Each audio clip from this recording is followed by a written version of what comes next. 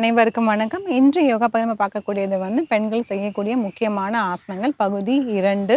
இதுலேயே ஒரு 2 ஆசனங்கள் பார்க்க போகிறோம். நிறைய ஆசனங்கள் இருந்துகிட்டே தான் இருக்குது. பட் அதில் ஒரு குறிப்பிட்ட ஒரு சில ஆசனங்கள்லாம் நம்ம பார்த்துட்டு இருக்கோம். ஸோ எனக்கு பகுதி 1ல் ஒரு 2 ஆசனம் பார்த்தோம்.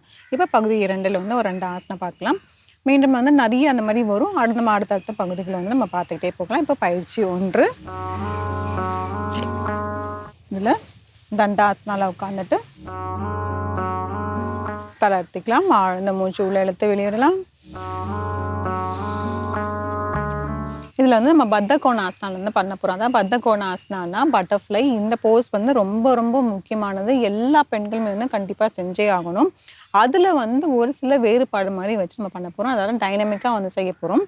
ஒன்றும் இல்லை, அப்படி நம்ம காலை மடக்கிக்கலாம். பத்த கோணாசனம், அதாவது பட்டர்ஃப்ளை போஸ் இப்படி வைக்கிறோம்.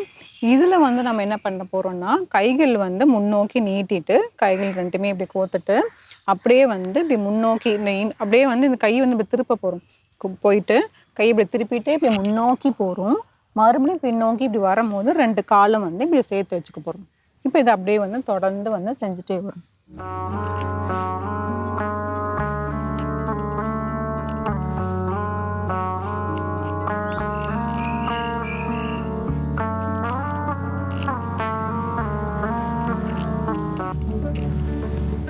கீழே போகும்போது நல்லா உங்களால் எவ்வளோ இப்படி குனிய முடியுமோ, கை இப்படி எக்ஸ்டெண்ட் பண்ண முடியுமோ அந்த அளவுக்கு இப்படி எக்ஸ்டெண்ட் பண்ணிவிட்டு நல்லா பெண்ட் பண்ணணும்.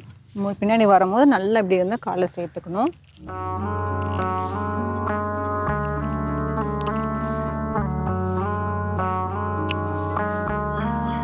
தளர்த்திக்கலாம். ஆழ்ந்த மூச்சை உள்ள இழுத்து வெளியே விடலாம்.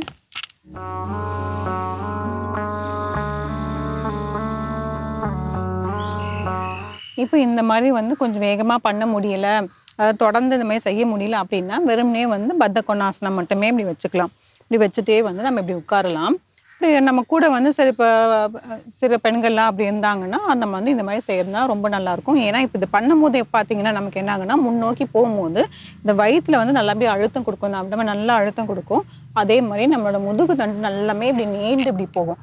இதனால் நம்ம லோயர் பேக் பெயினில் இருந்தாலும் சரி, முதுகு வலியில் இருந்தாலும் சரி, இல்லை இந்த அடி வயிறு வலி இருந்தாலும் சரி, எல்லாமே நமக்கு கியூர் ஆகும். அதுக்கப்புறம் இந்த கர்ப்பப்பை சம்பந்தமான எல்லா பிரச்சனைகளுமே இது தீர்வு கிடைக்கும். ஆனால் கர்ப்பிணி பெண்கள் மட்டும் இப்படி தான் உட்காரணும். அவங்க இந்த மாதிரி ஃபார்வர்ட் பெண்ட் பண்ண வேண்டாம்.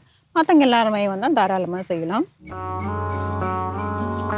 ஒரு ஆழ்ந்த மூச்சு உள்ளே இழுத்து வெளியே விடலாம். பயிற்சி 2. இதில் ஒரு 2 ஆசனம் சேர்த்து செய்ய போகிறோம். அது என்னென்னா மாலாசனம், அதுக்கப்புறமேட்டு தாடாசனா, ரெண்டுமே சேர்த்து செய்ய போகிறோம். அது எப்படி பண்ணுறதுன்னு பார்க்கலாம். முதல்ல மாலாசனா உட்காந்துட்டு எப்படி பண்ணுறது, அதுக்கப்புறம் அப்படியே மேலே பரப்புறோம். கால் கொஞ்சமாக தள்ளி வச்சுக்கலாம். தள்ளி வச்சுட்டு கை 2 சேர்த்து நமஸ்கார முத்ரா வச்சுட்டு அப்படியே இப்படி உட்கார போகிறோம். இது மாலாசனா. அப்படியே கை 2 இப்படி கோத்துட்டு இப்படி திருப்பிட்டு மேலே கொண்டு குதிக்காலை தூக்க போகிறோம். இது தாடாசனா. மறுபடியும் கீழே வரும்போது 2 கையுமே சேர்த்து வச்சு நமஸ்காரம் மாலாசனா. அப்படியே இன்டர்லாக் பண்ணி மேலே கொண்டு வரும் தாடாசனா.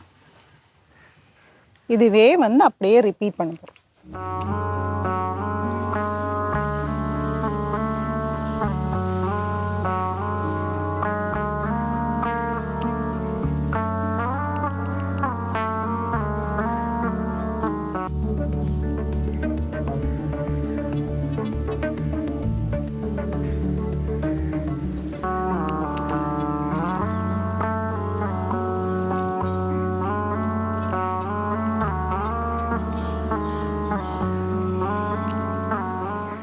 தளர்த்திக்கலாம். ஆழ்ந்த மூச்சு உள்ள இழுத்து வெளியே விடலாம்.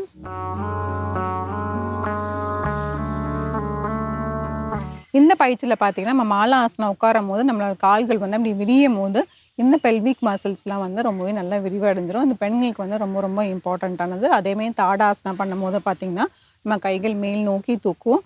அதுக்கப்புறம் குதிகாலை நம்ம தூக்குவோம். அப்போ பார்த்தீங்கன்னா நம்ம முதுகு தண்டு நல்லாவே நேர் பகுதியில் வரும். கால்களுக்கு நல்லா ரத்த ஓட்டம் அதிகமாகும். இந்த 2 பயிற்சிகளுமே முயற்சி செஞ்சு பாருங்கள். மீண்டும் அடுத்த பகுதியில் சந்திக்கலாம்.